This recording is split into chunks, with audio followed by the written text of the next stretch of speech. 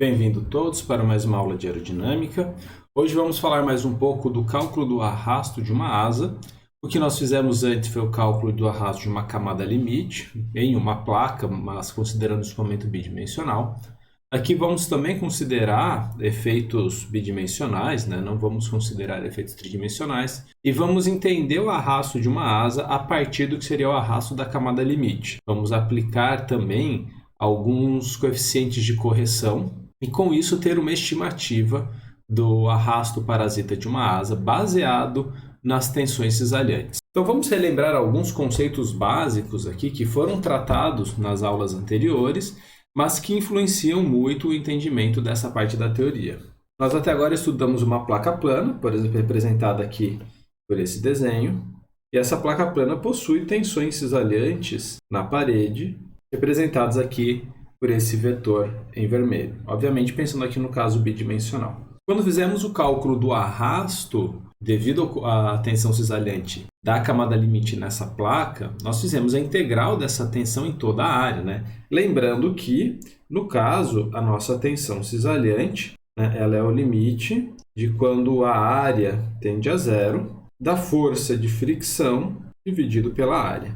Quando nós falamos de um aerofólio, nós pensamos de forma similar, apesar de que a camada limite será diferente devido à própria curvatura, devido à própria geometria do aerofólio, mas lembrando que também temos uma mudança de área. Quando falamos em placa plana, nós calculamos o arrasto a partir dessa tensão, tanto da parte superior quanto da parte inferior. Então, nós calculamos de um lado e multiplicamos por 2. Quando falamos de um aerofólio, além de ter as duas superfícies, a curvatura desse aerofólio faz com que a área total, ou no caso bidimensional, o perímetro total, seja diferente. No caso da placa plana, nós tínhamos uma área para cada comprimento de envergadura igual a 2 vezes a corda. Lembrando que a corda é o comprimento entre o bordo de ataque e o bordo de fuga.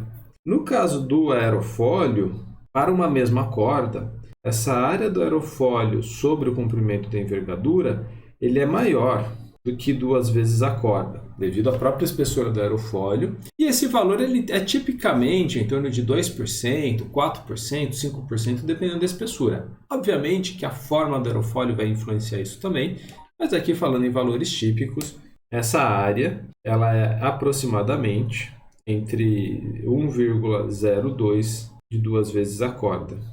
Mas também pode ser algo em torno de 1,05. Portanto, o arrasto de um aerofólio, em comparação ao que seria da placa plana, já tem uma diferença que é da área aplicada. Mas, pensando em coeficiente de fricção, a evolução da camada limite, nós podemos entender como um valor ou como algo próximo do que nós vimos na camada limite da placa plana, apesar de não ser uma realidade. Assim como não foi dito já na videoaula da camada limite mista, os pontos de transição podem ser diferentes, além do que o próprio gradiente de pressão, que é inerente à curvatura do aerofólio, irá promover crescimentos da camada limite diferentes, Assim como nós pontuamos também na videoaula do efeito do gradiente de pressão na camada limite.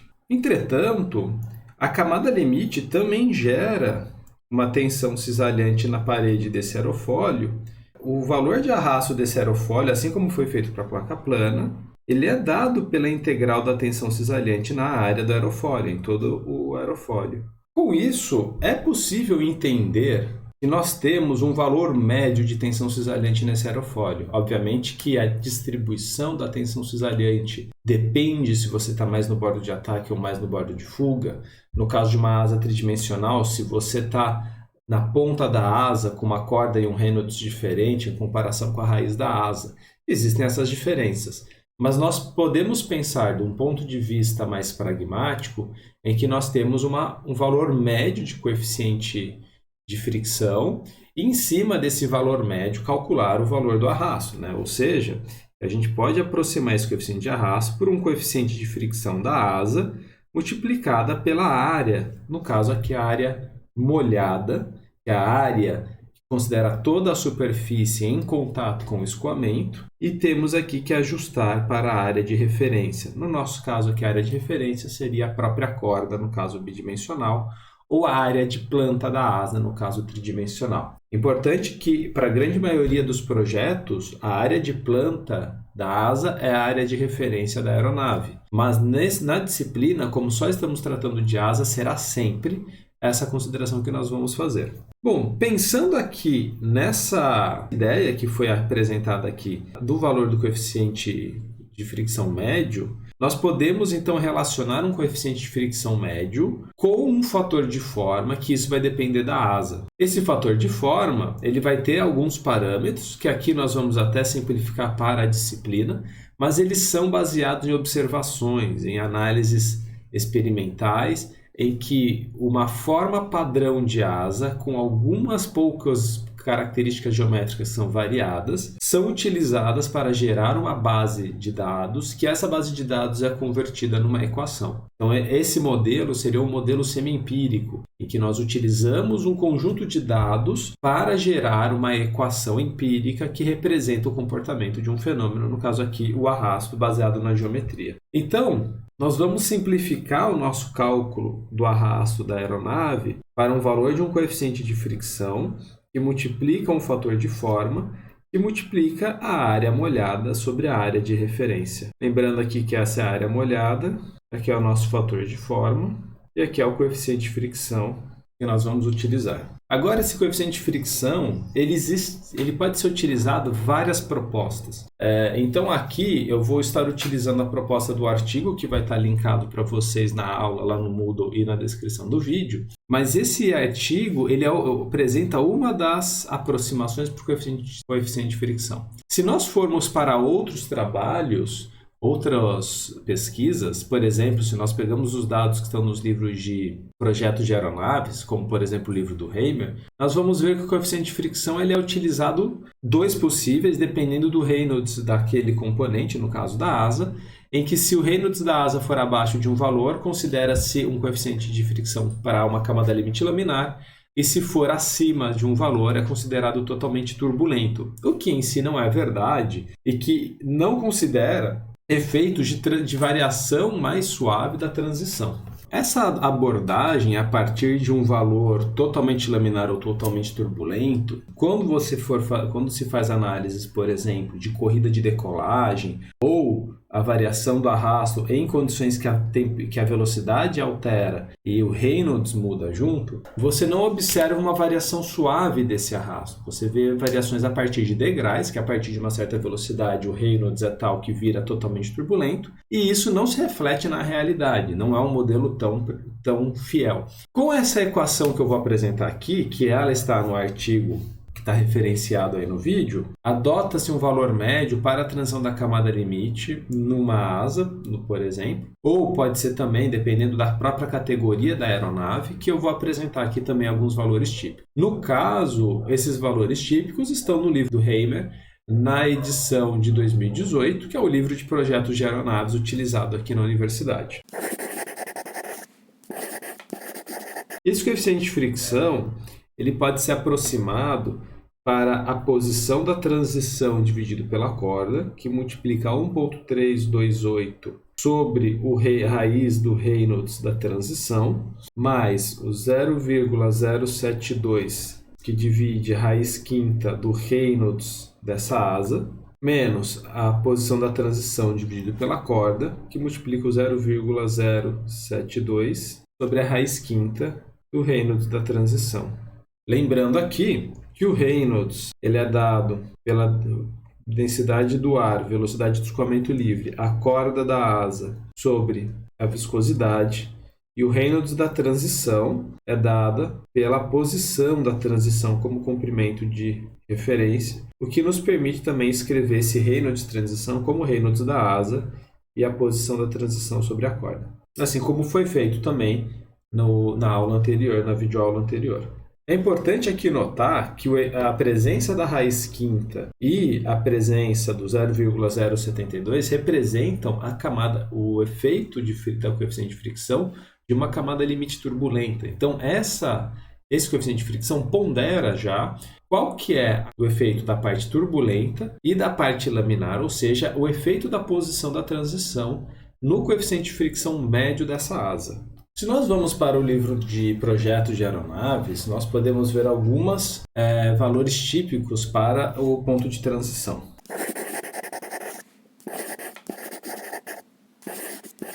E isso daí vai variar de acordo com a categoria da aeronave. Portanto, aqui eu vou colocar alguns valores típicos também, tanto para a asa quanto para a fuselagem, que é o que nós temos de informações a partir da referência. Então, aeronaves de aviação geral, a aeronave clássica produzida com superfície metálica, ela pode ter na fuselagem, considera-se que a transição ocorre em 0%, ou seja, praticamente não tem escoamento laminar, praticamente tudo turbulento. E para a asa ou as empenagens, então wing or tail, nós podemos considerar 10% de escoamento laminar nesse aerofólio ou nessa asa. Se nós vamos para superfícies aerodinâmicas metálicas mais bem acabadas, ou seja, sem degraus no posicionamento entre as chapas, sem rebites abaulados, né? O rebite abaulado, ele na superfície aqui da chapa, ele é um rebite que ele é produzido a partir de um furo, onde é a parte do rebite que faz a fixação das chapas, mas a parte externa fica essa cabeça arredondada. Esse é um rebite abaulado. O rebite escariado seria um rebite em que você faz um furo chanfrado e o rebite ele é posicionado dentro desse chanfrado, então não fica nada no escoamento aqui fora. Se nós vamos para essa aviação geral metal suave, aí nós temos que na asa até 10% de escoamento laminar e na asa e nas empenagens podendo chegar a 35%. Outras formas de construção também podem levar a porções laminares maiores. Hoje em dia as aeronaves feitas de materiais compósitos, fibra de vidro e fibra de carbono, com bom processo de produção, possuem superfícies tão suaves e lisas que é possível obter valores ainda maiores. Por exemplo, a aviação geral compósito pode-se chegar na fuselagem a 25% e na asa a 50%. As aeronaves planadoras obtêm esse valor maior ainda. Então, o planador ele demanda um arrasto muito baixo, né? Então, a produção e o acabamento final é muito importante e obtém-se até 35% de escoamento laminar na fuselagem e 70% de escoamento laminar na asa e na empenagem. Se nós vamos para a aviação comercial, né, as aeronaves civis a jato, esses valores mudam muito, inclusive pelas características de regime de voo que são Reynolds extremamente altos. Então, o Civil Jet, CJ, Civil Jet, que é o clássico, né, das antigas aeronaves a jato, tínhamos 5% e 10% de porção laminar na fuselagem e na asa e empenagem, respectivamente. Hoje em dia, novos projetos, né, projetos que estão em andamento de desenvolvimento e produção de superfícies para esse tipo de aeronave com menor arrasto, com mais porção de escoamento laminar, né? Então, nós temos hoje, em pesquisa, valores de 25% para a fuselagem e 50% para as asas, que é a mesma coisa, é o que temos aqui para a aviação geral, uma aeronave produzida em materiais compósitos. É importante considerar aqui que é muito necessário uma redução de arrasto parasita, principalmente pensando em redução de consumo de combustível, emissão de gases poluentes, né? Isso tem um efeito ambiental e econômico, mas que isso vem por uma grande dificuldade de desenvolvimento de tecnologias para isso, visto que antigamente as aeronaves de aviação comercial tinham porções de escoamento laminar mais baixas, né? E a ideia é conseguir atingir valores bem mais altos. Isso aqui não estamos falando de redução de arrasto a partir de sistemas ativos de redução de arrasto, por exemplo, de sucção de camada limite, o que já vem sendo implementado em alguns projetos. Nesse caso aqui dos 25% e dos 50% é meramente valores em pesquisa de tecnologias passivas de redução de arrasto. Bom, aqui nós já falamos do coeficiente de fricção médio e o efeito da posição da transição, como que a transição pode mudar de uma aeronave para outra, porém aqui não consideramos ainda e não vamos trabalhar neste momento com a alteração da posição da transição para uma mesma geometria a partir do valor do Reynolds, o que também pode ser modelado e considerar, por exemplo, né, numa análise de corrida de decolagem de uma aeronave, a variação do arrasto, né, ter a posição da transição variando de acordo com a velocidade, o que seria o modelo mais detalhado. Aqui nós vamos agora falar do fator de forma, que é o último elemento que falta para estimarmos o arrasto parasita de uma asa, baseado no coeficiente de fricção. Nós vamos calcular o fator de forma aqui pela seguinte proposta, pela seguinte aproximação. No caso aqui, o fator de forma da asa, nós vamos fazer a partir o valor da espessura máxima dividido pela corda, T sobre C, e a posição ocorre a essa espessura máxima, que é dado por X sobre C. E esse é o valor máximo da espessura no aerofólio, a posição em que ele ocorre. Temos aqui mais uma influência do valor da espessura máxima, e aqui multiplicando nós vamos ter o efeito e a influência do número de Mach, que essa asa vai voar, o cosseno do enflechamento, no caso aqui é o enflechamento da espessura máxima, tá? Daquela posição X de espessura máxima dessa asa. Então nós vemos aqui vários parâmetros que influenciam o fator de forma desse coeficiente, desse arrasto numa asa, e aqui nós vamos depois simplificar alguns valores simplesmente para ter um valor para a aplicação subsônica que nós fazemos para a maioria das asas nessa disciplina. Nós vamos deixar aqui claro, então, que o X sobre C é a posição de máxima e espessura, o T sobre C é a espessura do aerofólio, o M maiúsculo é o número de Mach e o lambda, M, é enflechamento da linha de máxima espessura. É importante aqui ter em mente que essa aproximação considera que nós temos um único aerofólio na asa inteira, por considerar uma única espessura, uma única posição dessa espessura máxima. Porém, apesar de que muitas asas têm a complexidade de ter aerofólios mudando ao longo da asa, podendo não só mudar o arqueamento, mas também mudar as espessuras e a posição das espessuras, nós aqui podemos sim simplificar para um valor médio, um valor típico, e geralmente nas primeiras etapas de projeto de uma asa, nós adotamos valores fixos para o aerofólio. Então, consideramos um único aerofólio e depois fazemos um desenvolvimento mais detalhado desse projeto, principalmente para simplificar os passos de desenvolvimento. Então, podemos simplificar para valores típicos, né? Por exemplo, que a grande maioria dos aerofólios possui a posição de espessura máxima em 1/4 da corda, o que é razoável para projetos subsônicos, mas, por exemplo, aerofólios de planadores possuem um valor típico de meio para esse X de máxima espessura e não 1/4. Para a aviação geral, é mais comum que seja em torno de 1/4 ou 30%. Nós podemos considerar um Mach baixo, em torno de 0,1, tá? E dessa forma, nossa expressão para o fator de forma da asa é simplificado para este resultado aqui.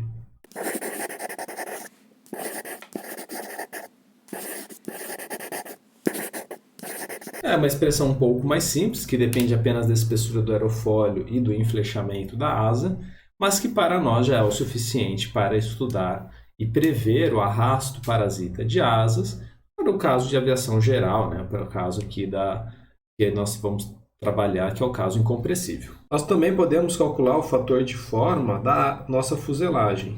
E o fator de forma da fuselagem, ele é dado por 0,9, que multiplica 5 sobre um coeficiente f elevado a 1,5, mais f dividido por 100, sendo que esse f é dado pelo comprimento da fuselagem, dividido por um diâmetro hidráulico máximo dessa fuselagem, que é calculado pela raiz de 4 sobre π, que multiplica a área de seção máxima dessa fuselagem. Então, anotando aqui que esse L é o comprimento da fuselagem e essa área máxima é a máxima área de seção transversal da fuselagem. Bom, com isso nós temos a capacidade de fazer estimativas do arrasto parasita tanto de asa em empenagem quanto de fuselagens, E é possível agora com isso fazer uma estimativa de arrasto parasita de várias configurações de aeronaves. Obviamente não consideramos aqui efeitos de motor, efeito de tanques de combustíveis que são externos à geometria de fuselagem ou de asa, por exemplo, tanques de ponta de asa, né? Nem efeitos de nacelle, canopy, trens de pouso, antenas e assim vai. Mas cada uma dessas geometrias que existem nas aeronaves são contabilizadas, existem relações para estimativa do arrasto desses componentes. Bom, nesta aula ficamos por aqui. Esse foi o último tópico de teoria relativo à camada limite para aplicações aeroespaciais e nos vemos então nos próximos vídeos de exercícios. Bons estudos!